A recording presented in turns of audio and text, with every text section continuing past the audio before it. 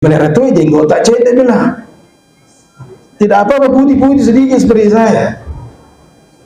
Jadi ibu-ibu kalau kita bisa sedikit tumbuh jenggotnya, suruh sedikit tumbuh jenggotnya. Kan satu sunnah, betul Bapak ya? Ya licin-licin terus. Apa kata Aisyah istrinya Rasulullah? Zuyyina ar-rijalu bil-liha wa zuyyina al-mar'atu bil-haya. Dihiasi laki-laki itu dengan jenggotnya dan dihiasi wanita itu dengan malunya.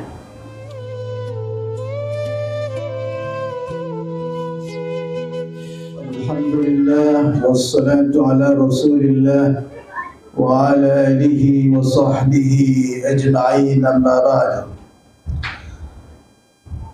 Saudara-saudara kaum muslimin dan muslimat yang dimuliakan Allah Subhanahu wa taala, kita bersyukur alhamdulillah kita telah mendirikan salat Isya secara berjamaah di bulan Ramadan malam kedua.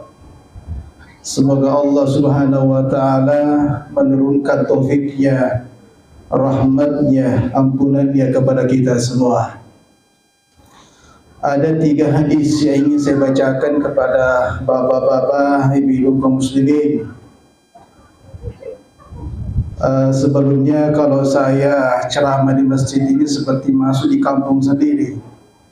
Ya, semoga kita semua panjang umur, bisa kembali bertemu Ramadan yang selanjutnya dan seterusnya insyaallah. Yang hidup di bulan Ramadan yang lalu mungkin sudah ada yang pergi Bapak ya, meninggalkan kita. Yang paling saya kenal yang di pas depan saya ini orang tua kita Pak Haji, insyaallah, dan yang lain semoga kita diberkati oleh Allah Subhanahu wa taala. Pertama-tama saya ingin sampaikan bahwa ada satu hadis dari Nabi sallallahu alaihi wasallam mengatakan, as-shaumu li wa ana ajzi bih. Puasa itu adalah untuk saya dan saya kasih pahalanya. Apa maksudnya di sini? Maksudnya bahwa inilah satu-satunya ibadah yang paling ikhlas kita lakukan. Artinya sangat rahasia. Tidak ada satupun di antara kita tadi kita puasa yang saling mengetahui kalau saya puasa, Bapak puasa. Semuanya rahasia. Yang mengetahui kita puasa cuma satu, Allah Subhanahu wa taala. Artinya semakin ikhlas satu ibadah, semakin banyak pahalanya, semakin besar pahalanya. Makanya Allah mengatakan dalam hadis qudsi, wa ana ajzi bihi, saya yang kasih pahala langsung. Kenapa? Karena pahalanya luar biasa banyaknya. Oleh karena itu bapak-bapak, ibu-ibu, datangnya bulan Ramadan ini adalah untuk merubah kebiasaan kita. Ibadah yang kita lakukan karena kebiasaan tidak akan diterima oleh Allah Subhanahu wa taala. Selama 11 bulan kita beribadah, namanya salat, namanya ya mungkin juga ada namanya puasa-puasa sunat atau sedekah yang lain lah. Itu semua jangan sampai kita melakukannya karena adalah kebiasaan. Apa itu kebiasaan? Adalah melakukan sebuah gerakan perbuatan saleh tetapi tidak berdasarkan karena Allah Subhanahu wa taala. Tidak disadari, tidak ada dalam diri kita sebuah kesadaran dan bahwa ibadah kita lakukan ini adalah untuk mendekatkan diri kepada Allah. Itu namanya kebiasaan.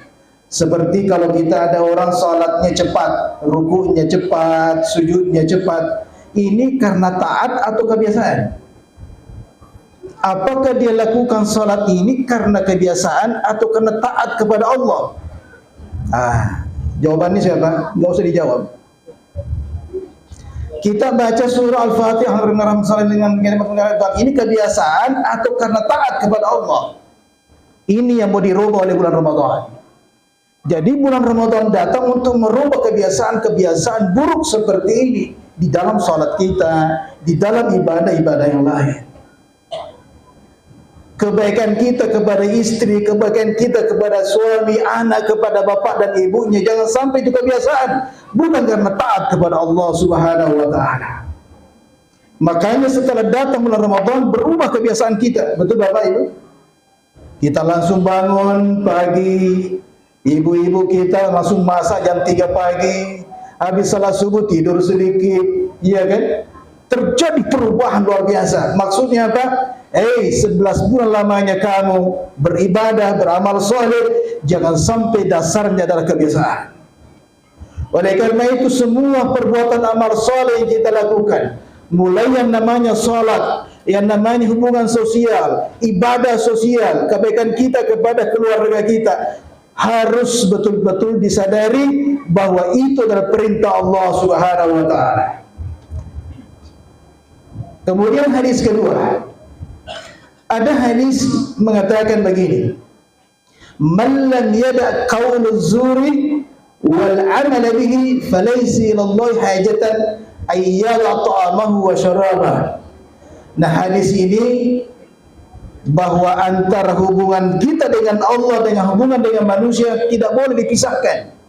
Bagaimanapun solehnya kita hubungannya dengan Allah, tapi kita pernah melukai orang lain, tidak akan masuk surga Anda. Surga Anda nggak masuk, nggak bisa. Saya kan sering naik haji, naik umrah, seterusnya, zikir luar biasa, baca Al-Quran luar biasa, tapi kita menyakiti rumah tangga, kita menyakiti tetangga, menyakiti orang tua, istri dan suami kita, no, nggak bisa masuk. Makanya hadis ini mengatakan Allah dalam Rasul mengatakan Allah itu tidak butuh kepada puasa kita kalau mulut tidak bisa ditahan ketika menyakiti orang lain, ketika mendustai orang lain, ketika berjanji tidak ditepati. Allah tidak butuh puasamu, kata Rasulullah. Allah juga tidak butuh puasamu kalau tanganmu ini lincah, apa namanya ini, sedikit-sedikit nyakiti orang, menzalimi orang. Enggak ada artinya, kata Allah Subhanahu wa taala dalam hadis Nabi. Oleh karena itu dalam puasa kita ini kan hari kedua, malam kedua, tolong jaga mulut kita dan tangan kita. Karena ada hadis mengatakan la yadkhul jannah man hafata baina lihyaihi wa baina fakhidaihi dakhala jannah. Barang siapa ada orang yang menjaga dua jenggotnya, maksudnya kan? Kan orang Arab itu kan pakai jenggot semua, ya, pakai jenggot yang luar biasa ya. Paling-paling itu jenggot tak cetek bilang. Tidak apa-apa, putih-putih sedikit seperti saya. Jadi ibu-ibu kalau kita bisa sedikit tumbuh jenggotnya, suruh sedikit tumbuh jenggotnya. Kan satu sunnah, betul Bapak ya? Ya licin-licin terus. Apa kata Aisyah istrinya Rasulullah? Zuyyina ar-rijalu bil-liha wa zuyyina al-mar'atu bil-haya. Dihiasi laki-laki itu dengan jenggotnya dan dihiasi wanita itu dengan malunya. Nah, tapi kalau jenggot kita cukur-cukur itu cedek-cedek, ya jangan berantakan kiri kanan. Bukan itu jenggot seperti itu, takut kita lihat. Yang indah kalau kita lihat seperti jenggotnya orang Arab di Arab Saudi itu, kan bagus kelihatan nih. Ya cukur itu kalau itu sedih. Nah ini jenggot kemana nih? Kiri kanan dia tidak pernah disisir. Kayaknya ada kutunya itu. Iya. Nah saya kembali mengatakan begini. Jadi mulai sekarang ini mari kita menjadi pemimpin terhadap diri sendiri. Inilah perbuatan yang paling susah Bapak Ibu. Memimpin diri sendiri susah sekali. Pada saat saya ingin ngomongin orang, saya mengatakan saya tidak mau pimpin diri sendiri kan. Pada saat saya ingin melihat yang haram ketika saya berpuasa, saya pimpin diri sendiri. Jadi bulan Ramadan ini melatih diri untuk memimpin diri sendiri. Dan itulah perbuatan yang paling susah. Bangun salat tahajud, pimpin diri sendiri, susah. Baca Al-Quran lagi, pimpin diri sendiri. Nggak mau terpengaruh dengan TikTok. Dengan media sosial, dilihat lagi film dengan semua gambar-gambar, habis waktu. Tidak, saya hentikan namanya HP. Saya ambil Al-Quran, saya ambil zikir saya ambil ini dan sebagainya, memimpin diri sendiri. Kemudian hadis ketiga, Bapak-bapak Ibu, ada hadis mengatakan sumu tasihu, berpuasalah untuk sehat. Nah, ini Ini puasa ini luar biasa, menyembuhkan banyak penyakit. Sebuah penelitian mengatakan bahwa 75% orang meninggal karena perutnya. Maksudnya apa? Karena banyak makan. Jangan ada nandre. Tidak pernah merasakan lapar. Selalu makan. Nah, sekarang ini bulan Ramadan ini cobalah kita merasakan bagaimana lapar itu. Apa kata Nabi sallallahu alaihi wasallam? Nahnu qaumun la na'kul hatta najua'. Kami adalah kaum tidak akan makan kecuali pada saat lapar. Pernah kita merasakan kapan kita makan pada saat lapar? Ini pada saat kita buka puasa kan lapar, enak kan? Apapun buka puasanya enak semua. Kenapa lapar kita makan? Di situ nikmatnya dunia pada saat makan ketika lapar. Coba orang yang tidak pernah kosong isi perutnya, makan terus, ngemil, bagaimana enaknya itu makanan, nggak ada enaknya. Nah, sekarang kata Nabi SAW, "Idza akalna la nasba'." Kami kaum kalau sudah makan tidak pernah kenyang. Kalau sudah sebelum kenyang berhenti nih. Nah, begitulah Rasulullah kalau buka puasa. Nabi SAW kalau mulai ingin kalau kita mau sahur itu kan tidak harus 1 piring 2 piring Bapak. Ini yang menghabiskan uang tak di bulan Ramadan, terlalu banyak makan. Ya, kita itu buka puasa itu yogurt, susu, ambil kurma selesai, ambil ini Al-Quran, salat tahajud lagi. Ini pesta di pagi hari jam 3, masa ini semua dihidangkan. Kenapa takut sekali mati? Takut sekali kelaparan? Enggak ada orang kelaparan berpuasa. Orang lapar itu karena turun kadar gulanya di siang hari. Bukan karena tidak ada isi perutnya. Makanya dianjurkan ketika kita mau sahur yang manis-manis. Selama Bapak di negara Arab, saya perhatikan keluarga-keluarga Arab di sana, tidak ada orang bangun khusus duduk di kursi, terus kue di makanan berpiring, nggak ada. Yang saya lihat susu, yogurt, ambil kurma, selesai. Simpel sekali mereka itu. Kenapa kita tidak biasakan seperti ini, yang manis-manis? Nah, kemudian ada hadis mengatakan inna fis sahuri barakah. Di dalam sahur itu berkah.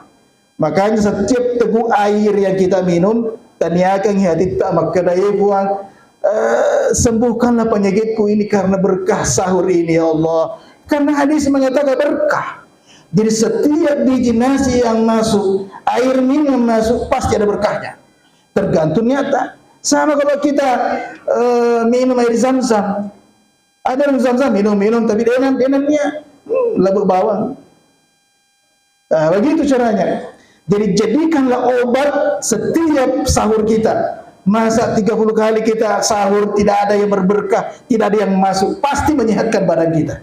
Kemudian pada saat kita buka puasa, Nabi itu kalau buka puasa sebelum salat maghrib cuma kue-kue manis.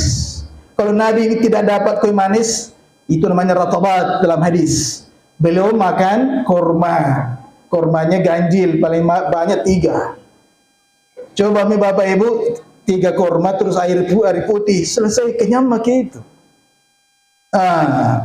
Nabi tidak dapat kurma, air minum, selesai, pergi salat maghrib, begitu. Nah kita habis sepiring 2 piring baru salat maghrib. Bagaimana tidak naik timbangan tak? Itu bukan puasa yang benar. Nah pulang dari salat maghrib, makan, berhenti sebelum kenyang. Nah berhenti sebelum kenyang baguslah pasta. Tapi sampai kenyang, pergi salat tarawih malas nih. Ya, jadi begitulah tiap hari kita melaksanakan puasa kita, insya Allah puasa kita penuh dengan berkah. Ini saja kita sampaikan. Subhanakallahumma wa bihamdika asyhadu an la ilaha illa anta astaghfiruka wa atubu ilaik. Wassalamu alaikum warahmatullahi wabarakatuh.